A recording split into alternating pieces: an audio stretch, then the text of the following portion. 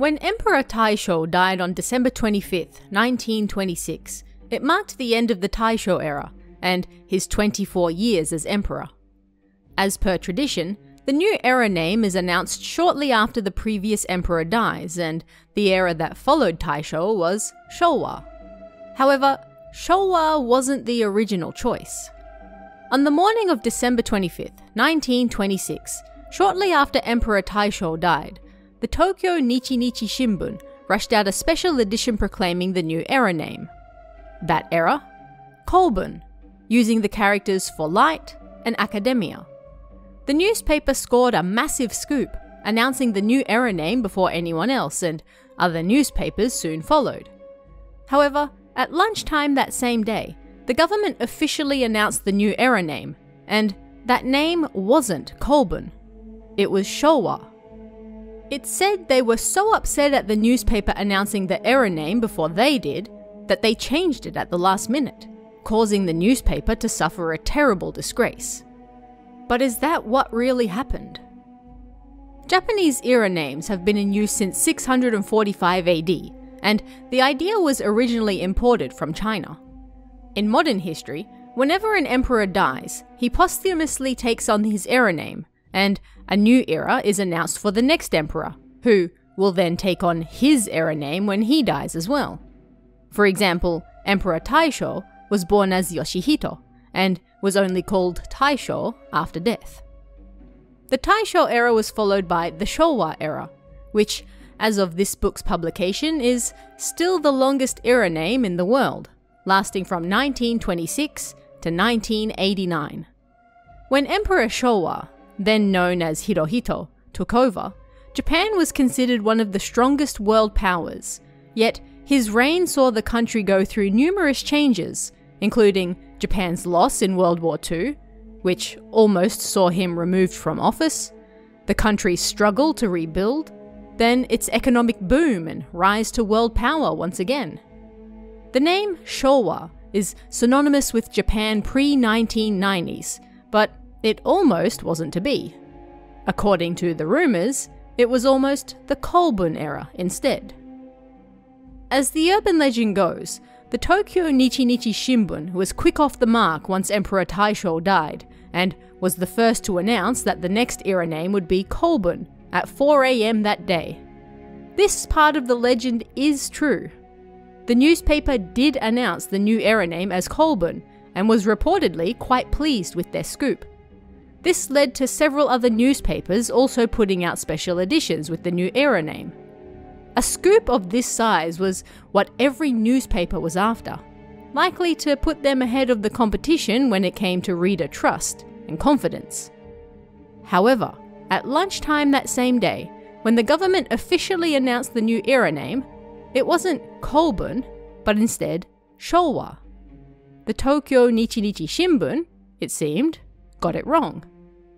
The screw-up was so catastrophic that the Tokyo Nichi-Nichi Shimbun's president, Motoyama Hiroichi, announced he would resign over the mistake, although in the end, it was editor-in-chief Kido Motosuke who would take the blame for the failure and resign in his stead. Rumors soon began to spread, however, that the newspaper hadn't been wrong. Their information was true, but the government was so upset that a newspaper leaked the name first that they changed it at the last minute to embarrass them. And they certainly were embarrassed, carrying the shame with them until the paper merged with an Osaka newspaper in 1943 and became today's Mainichi Shimbun. But would the government really go so far as to changing the upcoming era name at the last minute just to spite a newspaper? As it turns out, it's unlikely. In 1956, an Oriental comparative linguistics professor from Kokushikan University in Tokyo, Nakajima Riichiro, appeared on the NHK program My Secret. Nakajima added more fuel to the fire by claiming that when Emperor Taisho died, he was the one who chose the name Kobun, but because the Tokyo Nichi-Nichi Shimbun got the scoop before the name's official release, it was changed at the last minute. However, Tokoro Isao, a professor who specialized in Japanese legal history and published a book on imperial succession, claimed that there was no such change. From the beginning, Kobun was never intended to be the new era name, and it would be impossible for the government to change the era name at such a late stage anyway, especially considering how much thought and planning goes into the process. It was always going to be Showa, and the evidence we have seems to support that theory. Reporter Togashi Junji, who worked as an imperial reporter for the Tokyo Nichi-Nichi Shimbun at the time, later recalled that the local news head of the paper came to him and said, "There's talk that the government has decided the new era name as Kobun." Yet he told the man he personally hadn't received any information on the topic, which one might suspect he would, considering he was the imperial reporter. But it was too late by then anyway, as the special editions had already gone out, proclaiming Kobun to be the new era name. The act of choosing a new era name is a long and complicated one. This name will represent the new Japanese era for as long as the emperor reigns, and it will become his name upon death.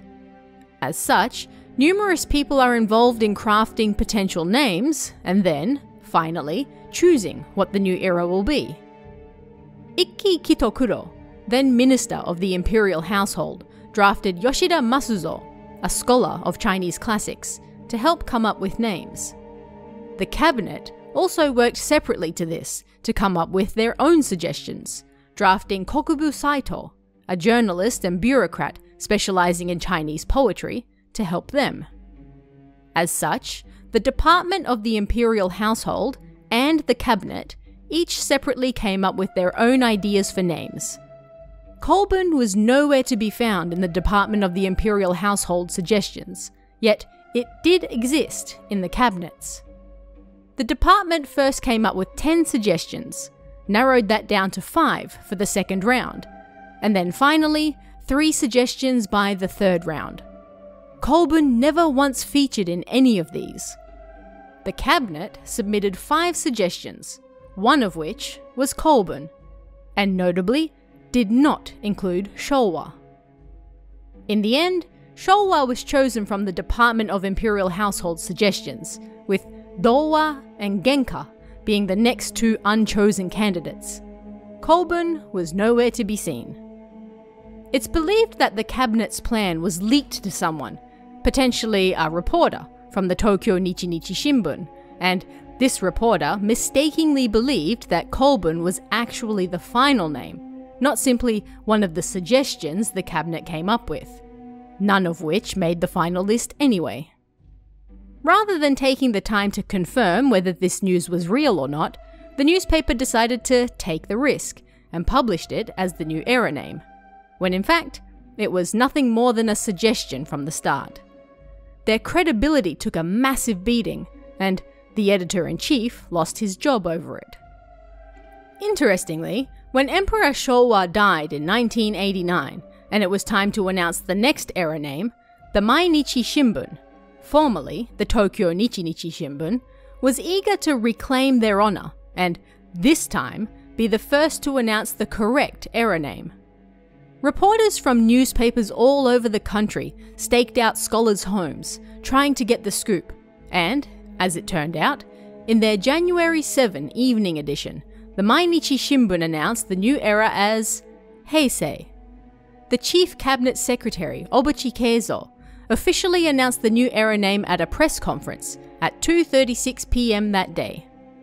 In their publication, 3 Eras of Mainichi, the newspaper claimed the correct announcement as Vindication, 63 years in the making, and, with that, had reclaimed their honor for the Kobun screw-up. There were rumors at the time that Asahi or Wako were other potential era names, but this time around, the Mainichi got it right. A great deal of work goes into choosing a new era name, and numerous scholars and bureaucrats are involved in the process. It's easy to see how names could get leaked with so many hands in the pie. And unfortunately for the Tokyo Nichi-Nichi Shimbun, they got some bad news. Rather than confirming the leak they received, they printed it as the truth. And when the official era name was later declared as Showa, not Kobun, they took a beating for it. There's no proof that the name was changed because of their actions, however, and the evidence proves that it was going to be Showa all along. It does make for a great story though, and in the end, they got their revenge with the next era name anyway. A good reminder to both check your sources and never give up. You might just get there in the end. But what do you guys think of this one? Let me know in the comments below, and I'll see you again next time.